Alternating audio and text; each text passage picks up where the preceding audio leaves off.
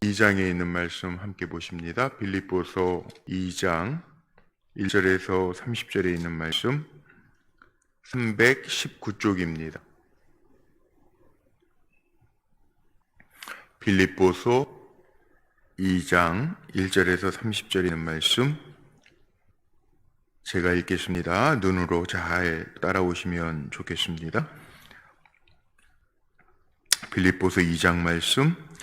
그러므로 그리스도 안에 무슨 권면이나 무슨 사랑의 무슨 위로나 성령의 무슨 교제나 긍휼이나 자비가 있거든 마음을 같이하여 같은 사랑을 가지고 뜻을 합하여 한 마음을 품어 아무 일에든지 다툼이나 허용으로 하지 말고 오직 겸손한 마음으로 각각 자기보다 남을 낮게 여기고 각각 자기 일을 돌볼 뿐더러 또한 각각 다른 사람들의 일을 돌보아 나의 기쁨을 충만하게 하라.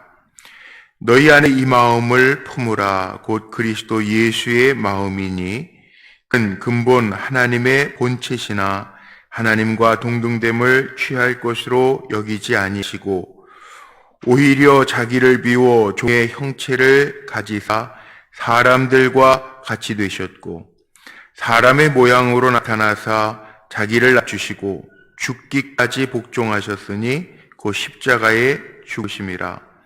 이러므로 하나님이 그를 지극히 높여 모든 이름 위에 뛰어난 이름을 주사 하늘에 있는 자들과 땅에 있는 자들과 땅 아래에 있는 자들로 모든 무릎을 예수의 이름에 꿇게 하시고 모든 입으로 예수 그리스도를 주라 시인하여 하나님 아버지께 영광을 돌리게 하셨느니라. 그러므로 나의 사랑하는 자들아, 너희가 나 있을 때뿐 아니라 더욱 지금 나 없을 때에도 항상 복종하여 두렵고 떨림으로 너희 구원을 이루라. 너희 안에서 행하시는 이는 하나님이시니 자기의 기쁘신 뜻을 위하여 너희에게 소원을 두고 행하게 하시나니 모든 일을 원망과 시비가 없이 하라.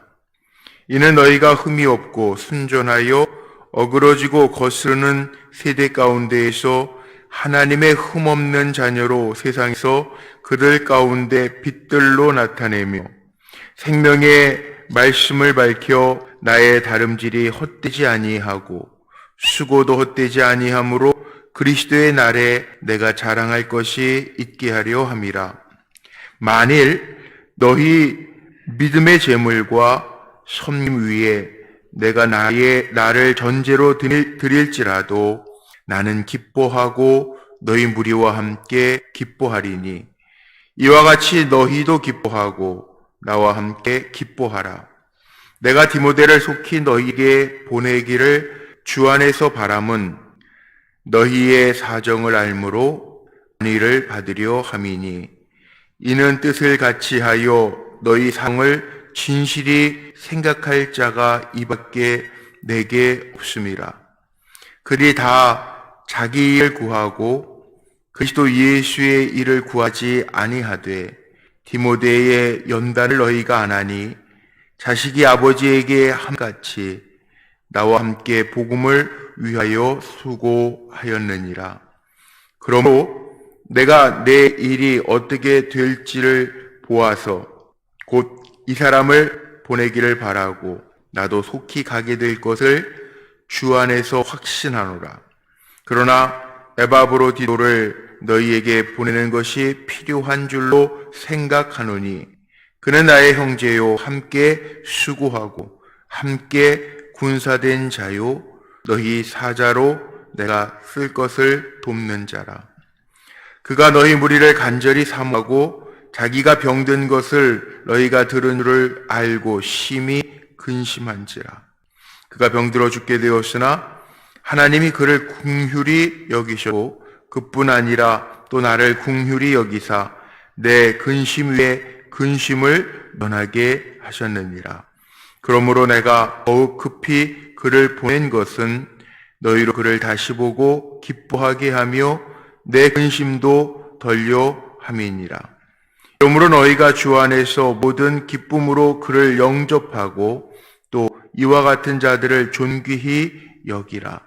그가 그리스도의 일을 위하여 죽기에 이르러도 자기 목숨을 돌보지 아니한 것은 나를 섬기는 너희의 일에 부족함을 채우려 함이니라. 아멘. 오늘도 믿음으로 한 날 살아가는 우리 사랑하는 성도님들의 삶 속에 주님의 마음이 가득해서 오늘도 주님의 마음 가지고 겸손하게 넉넉하게 승리하는 한 날 되시기를 주님의 이름으로 축복합니다. 오늘 말씀의 제목 5절에 있는 그리스도의 마음을 품으라 라는 제목으로 하나님의 말씀을 나눕니다. 바울을 보면서 느낄 수 있는 바울의 서신이 신약 성경에 이렇게 많은 부분을 차지하고 있죠. 바울은 굉장히 논리적입니다. 가말리엘 문화생이라고 이야기하는데 아주 최고의 학문, 최고의 교육을 받은 사람이기 때문에 바울의 글들을 보면 굉장히 논리적으로 하나 둘 셋 이렇게 나와 있어요. 기승전결이 분명합니다. 사도행전을 보면서 전반부 베드로와 후반부 사도 바울의 이야기를 볼 수 있는데 베드로하고 바울하고의 비교점이 뭐냐면 베드로는 어부였기 때문에 복음 전파하는 열정은 또 따라갈 수가 없어요. 근데 그의 말은 논리적이지는 않아요. 근데 바울은 서신서를 읽어보면 굉장히 오늘도 말씀 딱딱 보면 나눌 수 있어요. 편지 빌립보서 4장을 통해서도 어제도 말씀드렸지만 빌립보서를 시작하면서 자기는 감옥에 갇혀 있지만 지금 빌립보 성도들을 위로하고 소망 중에 다시 복음에 합당하게 살아가도록 그들을 격려하고 세워주는 일을 합니다. 오늘 말씀에 이어서 이 빌립보 교인들 고난 핍박 속에서도 그리스도의 영광을 위해서 복음에 합당하게 생활해라 그랬는데 복음에 합당한 생활이 뭔지를 어제 제가 몇 가지로 하반부에 있는 말씀 나눴잖아요. 그런데 이게 덧입혀서 이야기합니다. 어제 말씀하고 이어지는 장수 나눈 거는 1300년대니까 장절을 나눈 것은 그대로 이어갑니다. 그게 뭐냐? 너희 마음속에 어제 예수의 심장으로 그랬는데 오늘 예수 그리스도의 마음 아닙니까? 같은 맥락인데 너희 안에 그리스도의 무슨 마음, 자비, 긍휼 이런 것이 있다면 어떻게 하라고요? 2절 말씀 보세요. 마음을 같이하여 같은 사랑을 가지고 뜻을 합하며 한 마음을 품어라. 마음을 같이해서 한 마음을 품고 그리스도의 영광을 위해서 나아가라. 또 풀어서 이야기합니다. 더 쉽게. 그럼 그러기 위해서 어떻게 해야 되느냐? 3절 보세요. 아무 일에든지 다툼이나 허용으로 하지 말고 오직 겸손한 마음으로. 겸손한 마음. 겸손한 마음이 뭡니까? 낮아질 대로 낮아져서 붙들 게 하나님밖에 없는 게 겸손함이에요. 다른 거, 나 이거 있어 자랑하는 마음이 아니고 주님 아니면 안 됩니다. 이게 겸손함이에요. 아이들이 아무것도 할 수 없을 때 울어버립니다. 엄마 아빠 도와줘요. 그리고 울어버립니다. 그게 겸손함이에요. 오직 겸손한 마음으로 그러니까 자기보다 남을 더 낮게 여기고 자기보다 높은 사람은 없어요.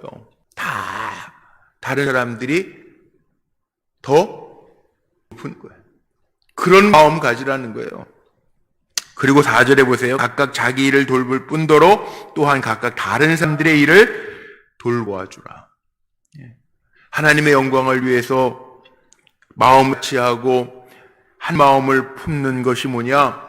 겸손해지는 거, 다른 사람을 돌볼 수 있는 거. 이렇게 어려울 때 환난이라고 이야기하는 이 어려움 중에 우리 해야 할 일, 우리도 겸손하게 뭐 니나 내나 다 똑같아, 다 어려워. 그게 아니라 낮아질 대로 낮아지고 겸손해져서 인간 아무것도 아니구나.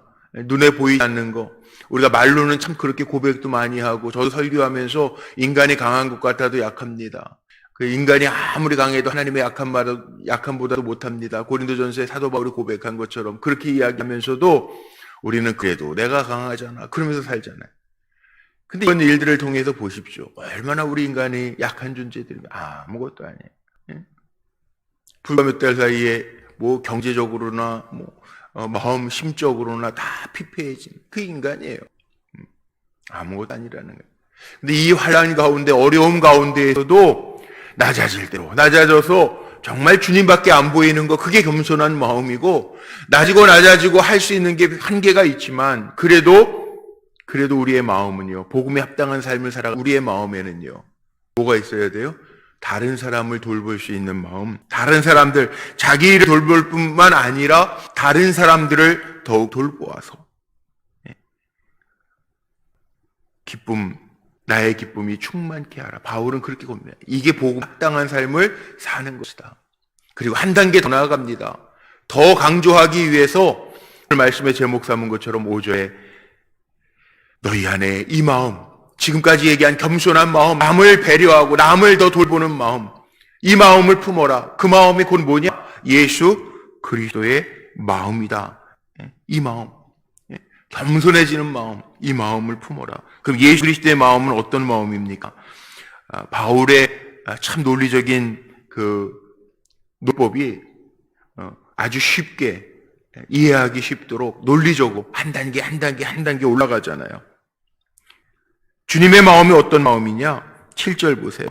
7절에 보니까 오히려 자기를 비워, 하나님과 동등되시는데도 불구하고 오히려 자기를 비워 종의 형체를 가지사.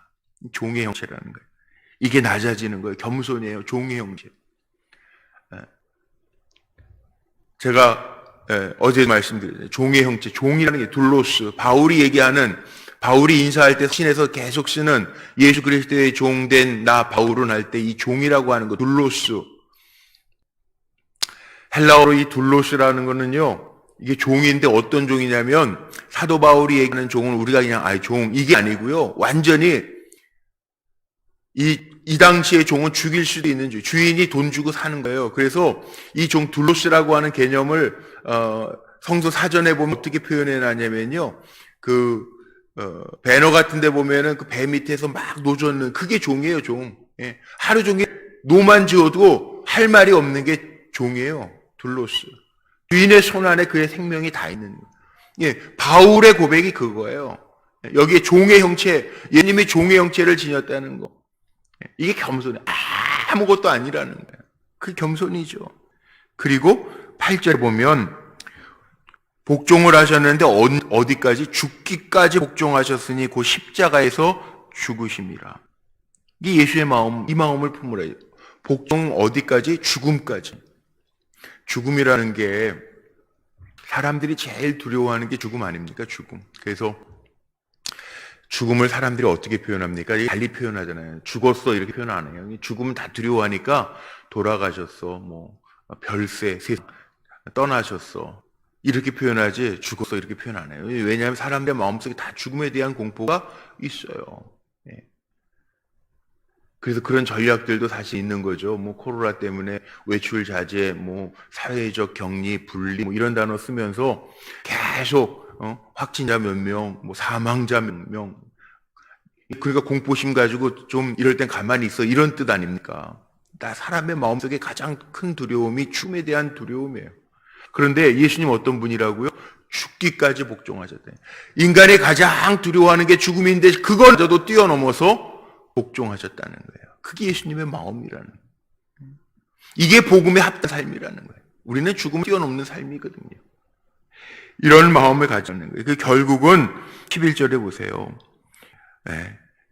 그 복종, 그 마음 때문에 하나님은 모든 입으로 예수를 주라 시인하게 하시고 하나님 앞에 영광을 돌리게 하셨느니라. 우리도 복음에 합당한 삶이라는 거, 또 환난과 핍박 중에서도 주님의 영광을 위해서 우리가 어떻게 살아야 되느냐, 겸손하게 살아야 되고 다른 사람들 돌보면서 살아야 되고 예수의 마음, 그 마음 품어야 되는데 그 마음이 곧 이런 마음이라는, 뒤까지 복종하는 종의 형체를 가진 이 마음을 품고 살아라. 자, 이 마음으로 사는 것이 하나님의 자녀된 삶입니다. 그래서 12절부터 보면 이게 바울의 편지 속에는요 흐름이 계속 가잖아요. 그래서 그러므로 결론을 이야기해주는 접속사가 또 나옵니다. 이 그러므로 뒤에 나오는 게 참 중요해요. 그러므로 나의 사랑하는 자들아, 결론이죠. 그러니까 너희들 예수 믿는 빌립보 성도들아, 나는 옥에 갇혀 있지만 고난과 핍박 속에서도 너희들 어떻게 살아야 되는지 아냐? 그러면서 이야기하는 겁니다. 12절 말씀 보세요. 12절에 보니까 또 강조하죠.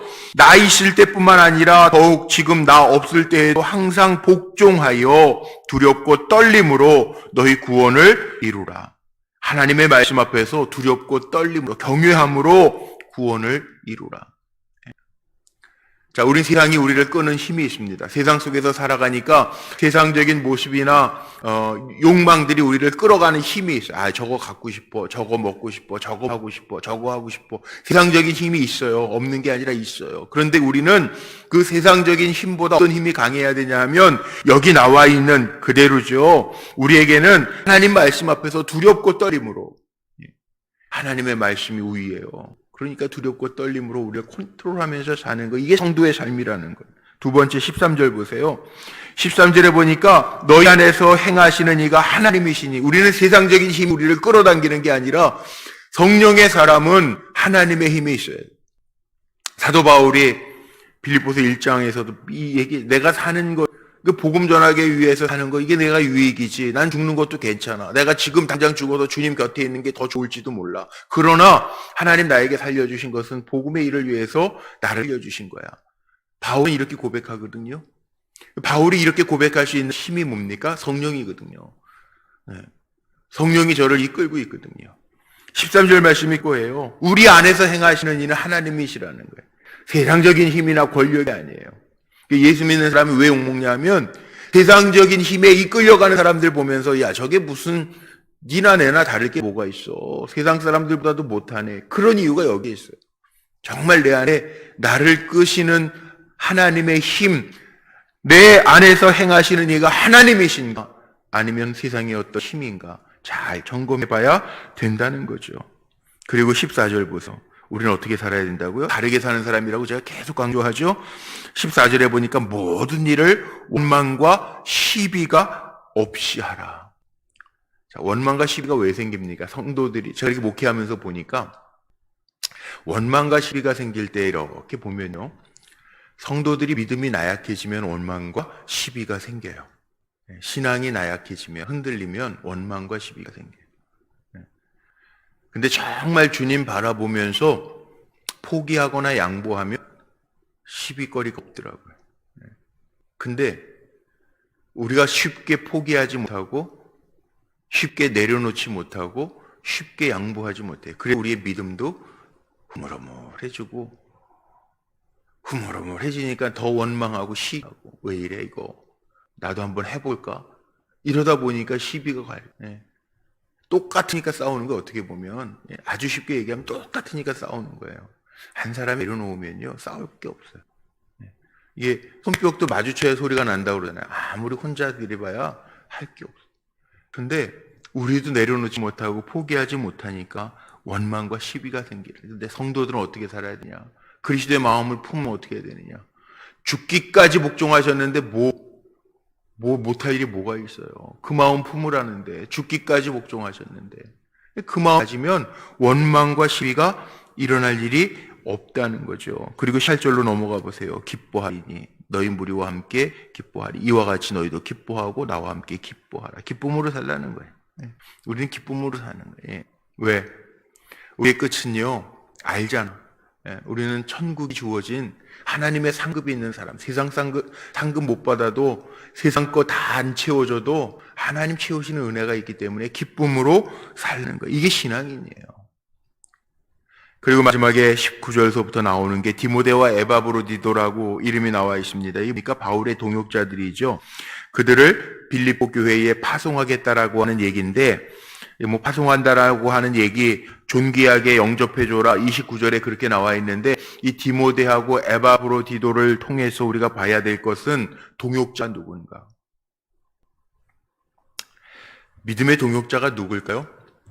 디모데, 에바브로디도, 바울의 동역자로 생각해서 빌립보 교회에 이제 파송할 계획을 이야기하는데 동역자가 누구냐? 오늘 본문 통해서 잠깐만 정리하고 마실게요.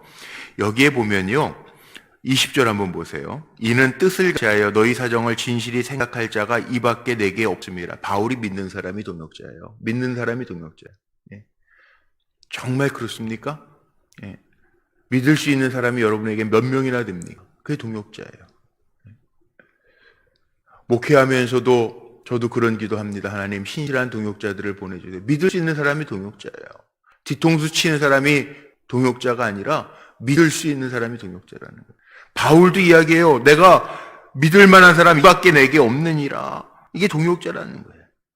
두 번째 21절 보세요. 그들은 다 자기 일을 구하고 세상 사람들은 다 자기 이익만 취하면서 살아가는데, 그런데 예수의 일은 구하지 아니하는데 이들은 예수의 일을 구하는 거죠. 자기의 이익을 구하지 아니하고 주님의 영광을 위하여 사는 사람이 동역자라는 거예요. 세 번째 22절 보세요. 22절에 보니까 복음을 위하여 수고하였느니라. 마지막에 그렇게 나와 있죠.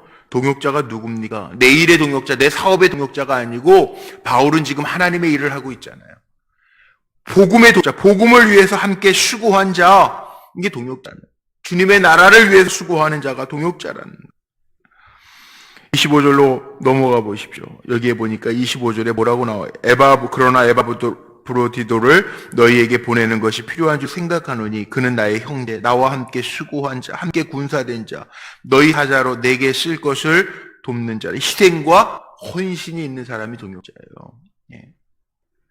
내 건 내려놓고 함께 할 수 있는, 여기 함께 나와 함께 수고하고 나와 함께 군사된 자하고 함께 할 수 있는 사람이 동역자예요. 형편에 따라서 등 돌리는 사람이 동역자가 아니라 언제든지 어디서든지 희생하고 함께 할 수 있는 사람이 동역자예요. 26절 보세요. 26절에 보니까 그가 너희 무리를 간절히 사모하고 마음속에 있어요. 동역자는. 이게 동역자라는 거예요. 상하고 공감할 수 있는 사람이 동역자라는 거예요. 왜? 같은 일을 하려면 마음이 갈리면 될까요? 안 될까요? 안 됩니다. 그러니까 마음을 같이 해서 한 방향을 바라보면서 하나님의 영광을 위하여 나아갈 수 있는 사람이 동역자라는 거예요. 빌립보서 4장밖에 안 되는 아주 짧은 말씀들이지만 저는 이 말씀을 읽으면서 그래, 사도 바울이 옥중에 갇혀서도 성도들을 생각하면서 하는 마음, 이게 진짜 아닙니까? 그리스도의 마음 품고 살아야죠. 오늘도 우리가 하나를 삽니다. 우리의 마음속에 세상적인 마음 품고 욕심 품고 사는 게 아니라 내 안에 그리스도의 마음을 품고 넉넉히 승리하여 하나님 앞에 인정받고 세워지는 저 여러분 모두가 되시기를 주님의 이름으로 축복합니다. 기도하시겠습니다.